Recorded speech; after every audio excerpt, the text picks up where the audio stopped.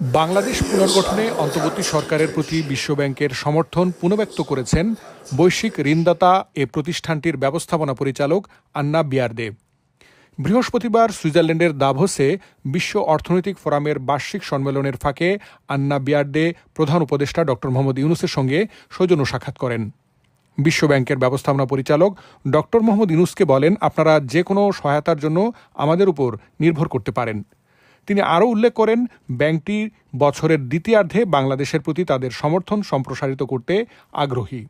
বৈঠকে প্রধান উপদেষ্টার কার্যালয়ের মুখ্য সমন্বয়কারী লামিয়া মোর্শেদ এবং জেনেভায় জাতিসংঘে বাংলাদেশের স্থায়ী প্রতিনিধি তারেক আরিফুল ইসলাম উপস্থিত ছিলেন।